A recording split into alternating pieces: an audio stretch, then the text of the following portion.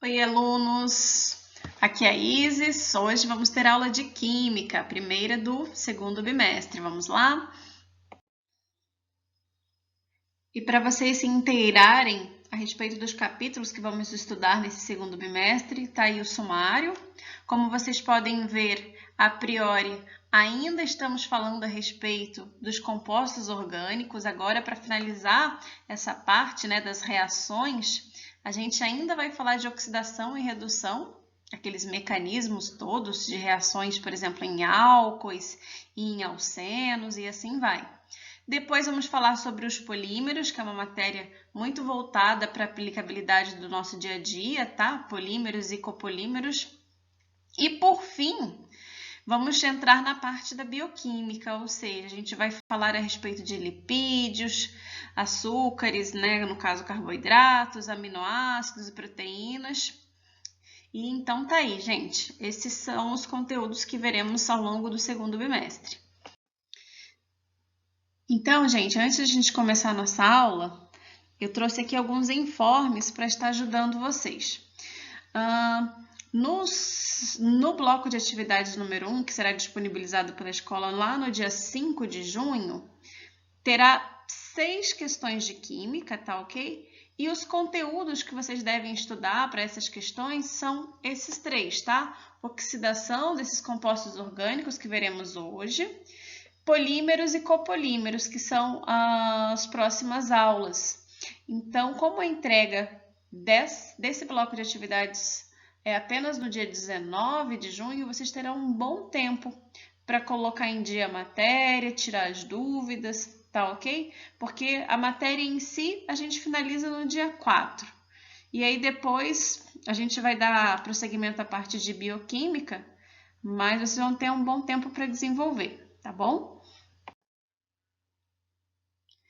De início, vamos falar a respeito da oxidação de álcoois.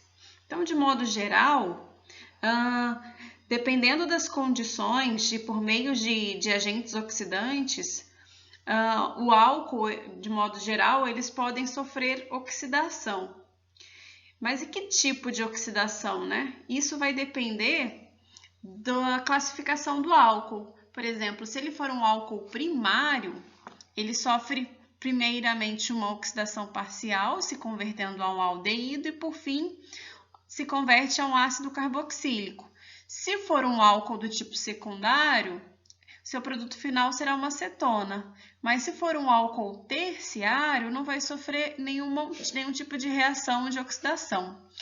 Bem, eu vou trazer esses mecanismos, tá? Mas é importante vocês lembrarem de como que era a fórmula estrutural de um álcool, de um aldeído, de uma cetona, vocês lembram?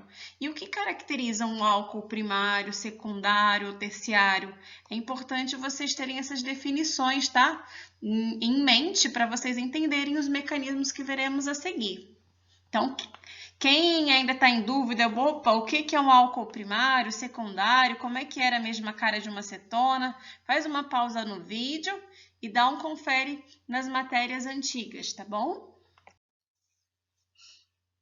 Então, agora nós veremos a oxidação de um álcool do tipo primário.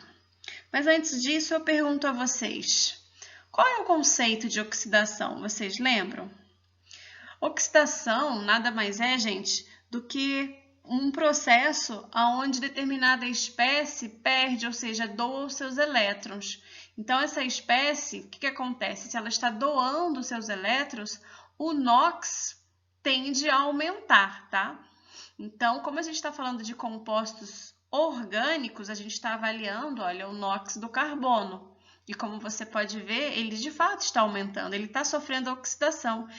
E por que ele está sofrendo oxidação? Porque ele está reagindo com o oxigênio, tá? Então, vamos tentar entender esse mecanismo? A princípio, eu tenho um álcool, no caso o etanol, tem o hidroxilol H, o que identifica como uma função orgânica do tipo álcool, que está lá interagindo, olha, com o oxigênio, chamado oxigênio nascente, tá? E nesse processo, o que acontece? Essa hidroxila do álcool, ela é eliminada, tá? E forma uma molécula de água, porque reage ali com o oxigênio. E nessa etapa inicial, a gente gera primeiro uma molécula de água, mas também um aldeído. Então, o primeiro círculo aqui em vermelho, eu estou demonstrando qual é o grupo funcional aldeído que a gente viu lá no início. O aldeído sempre é caracterizado por uma carbonila, ou seja, um C-OH. Olha o NOx do carbono, tá vendo que aumentou? E por fim, né, ele reage novamente com outro oxigênio, agora transformando-se em um ácido carboxílico. Observem o círculo em vermelho. Olha o que caracteriza um ácido carboxílico. É ter um C-OH no final, ou seja, na extremidade de uma cadeia carbônica. Então, a oxidação de um álcool primário, a gente sempre vai ter um subproduto como um aldeído e, por fim, um ácido carboxílico. Tá ok? Agora vamos ver um exemplo de uma oxidação em um álcool secundário. Aqui eu tenho o propanol. Gente, outro detalhe. Por que é um álcool secundário? Porque a hidroxila, o OH, ela está ligada a um carbono secundário, ou seja, o carbono onde está a hidroxila OH está ligado a 2 outros carbonos, por isso que é secundário, tá? É bom também para a gente estar recapitulando a nomenclatura de compostos orgânicos, né? Ó, propanol, lembra que eu preciso estar identificando onde está meu grupo funcional, por isso que tem o número 2. Mas isso, coisas do passado, vamos lá. Já está falando de uma oxidação, então a gente tem o quê? Um composto orgânico, que no caso é o álcool, interagindo com o oxigênio, tá? Aonde acontece o processo de oxidação. E nesse processo é eliminado uma molécula de água, né? Ou seja, a hidroxila sai lá do álcool, né? Interage com o oxigênio e forma a molécula de água, tá? E os produtos formados desse processo, além de água, é formado uma cetona, tá? Ó, o que está circulado em vermelho é o que caracteriza uma cetona, lembra? A cetona tem a carbonila, ou seja, o C-O, no meio da cadeia carbônica, normalmente um carbono secundário também. E olha, em azul, o círculo em azul, mostra que já que o carbono está sofrendo uma oxidação, o seu NOx aumentou, passou de 0 a mais 2 nesse processo, ok? Agora, a gente vai verificar como que acontece a oxidação em alcenos. Vocês lembram o que vem a ser um alceno? Um alceno, só para lembrar, é uma das classificações dos hidrocarbonetos, ou seja, são aqueles compostos orgânicos que só tem carbono em sua cadeia principal, só que ele tem uma insaturação, ou seja, ele tem uma dupla ligação. O alceno era aquele composto que tinha dupla ligação. E lá nos mecanismos do bimestre passado, por exemplo, a gente via que muitas vezes essa dupla era quebrada para formar novos produtos. Então, hoje a gente vai ver como vai acontecer a oxidação nos alcenos de 3 formas distintas. A primeira é a oxidação branda, né, que acontece em meio neutro ou ácido em baixa temperatura, formando um diol vicinal, ou então por meio de uma oxidação energética, que acontece em meio ácido, em alta temperatura, podendo formar uma acetona, um ácido carboxílico ou ácido carbônico, que é um composto instável. E, por fim, a ozonólise, que é a reação com o ozônio, formando uma acetona, um ácido carboxílico ou ácido carbônico, ok? Como vimos lá no slide anterior, né, a oxidação branda normalmente vai acontecer juntamente com o agente oxidante levemente básico ou neutro. Nesse caso, foi utilizado permanganato de potássio, tá? Que é o KMnO4, tá? Em baixa temperatura. Então, vamos avaliar aqui um mecanismo. A gente tem um alceno, O dupla ligação, um alceno chamado metilbutan-2-eno. Ele está reagindo aqui, né, com o agente oxidante, tá? E nesse momento, o que acontece? Acontece a quebra da ligação dupla e a adição de uma hidroxila em cada átomo de carbono da ligação dupla, formando o que é chamado de diol vicinal, ou seja, nada mais é do que quando eu tenho, tá vendo aí em vermelho? 2 hidroxilas OH. Então, é um álcool, mas eu tenho aqui 2 vezes a hidroxila, por isso que é diol. E aconteceu uma oxidação porque o NOx do carbono, olha, ele aumentou. Aumentou de -1 para 0 e de 0 para +1, tá? Então, esse é um exemplo de uma oxidação branda. Vamos interpretar agora como funciona uma oxidação energética. A energética, como vimos lá na página inicial, né? Ela acontece normalmente em meio ácido e em altas temperaturas, tá? Resultando numa decomposição mais energética. Então, nesse exemplo, como agente oxidante foi usado o permanganato ou o dicromato de potássio também pode ser usado. Então, o que acontece? Como a gente está falando de um alceno, há a ruptura, né, das ligações duplas e a adição de um átomo ou grupo de átomos de cada átomo de carbono de cada ligação dupla. Os produtos formados variam de acordo com a classificação do átomo de carbono. Então, o carbono terciário vai gerar uma cetona.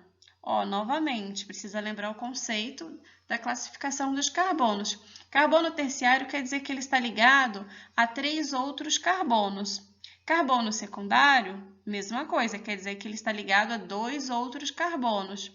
E, por sua vez, o secundário vai gerar um ácido carboxílico. E um carbono primário, ou seja, o carbono que está ligado só a outro carbono, normalmente é o da extremidade. Vai gerar gás carbônico e água. Então, vamos ver o primeiro exemplo. Olha, a gente tem um alceno e a gente vai estar avaliando os carbonos da insaturação, ou seja, os carbonos onde contém a dupla ligação. O primeiro, que está em azulzinho, é um carbono secundário, tá? E o outro, que está aqui em roxinho, é um carbono terciário. É só você olhar os carbonos que estão ao lado, aí você vai ver que realmente tem 3 carbonos desse lado e do outro lado, ou melhor, de lado direito eu tenho um carbono terciário porque ele está ligado a 3 outros carbonos. E do lado esquerdo, o secundário, ele é secundário porque ele só está ligado a 2 outros carbonos. E trata-se de um hidrocarboneto do tipo alceno com a dupla ligação, beleza. Então, vai acontecer a oxidação, tá? Olha lá o oxigênio novamente. E aí, o que acontece? O primeiro carbono da insaturação, ele vai se transformar no ácido carboxílico. O NOx aumentou, de -1 do carbono passou para +3. E o outro carbono do alceno, ao acontecer a ruptura dessa dupla ligação, vai se converter a uma cetona. E, novamente, o NOx aumentou, de 0 passou para +2. Então, é isso. No geral, um alceno, né, em uma oxidação energética, ele vai se converter a 2 produtos, tá? Porque a gente tem essa ruptura ao meio, ok? Vamos ver os demais. Nesse segundo exemplo, eu tenho como alceno o propeno. Então, aqui, olha, os carbonos onde consta em saturação, ou seja, a dupla ligação, trata-se de um carbono secundário, em azul, porque ele está ligado a 2 outros carbonos. E do lado direito, nós temos apenas um carbono primário, porque ele só está ligado ao carbono do seu lado esquerdo, que é o da dupla ligação. Então, esse alceno, o que acontece? Ele vai, novamente, né, sofrer a oxidação e, como produto final, eu vou ter, nesse caso, um ácido carboxílico, a cara do ácido carboxílico, no caso, o ácido etanóico. A carbonila, né, o C-OH, mais o ácido carbônico, que é um composto que tende a ser instável, tá? Que é o ácido carbônico com a água. E, novamente, a gente está falando de oxidação, então o NOx do carbono está aumentando, tá? Então, de -1 passou para +3 e de -2 para +4. Então, terminamos essa parte da análise das oxidações em alcenos e em álcoois. E, por fim, na verdade, faltou falar sobre a ozonólise. que é um tipo de reação de oxidação que acontece com o ozônio, tá? Na presença de água e zinco. O ozônio pode ser gerado em laboratório, empregando um aparelho chamado ozonizador. Nesse aparelho, ocorre uma descarga elétrica em um fluxo de gás oxigênio produzindo ozônio. O zinco evita a oxidação do aldeído a ácido carboxílico, a quebra da ligação dupla e um átomo de oxigênio é adicionado em cada átomo de carbono da insaturação. O átomo de oxigênio restante irá se ligar à água formando peróxido de hidrogênio. Veja o exemplo.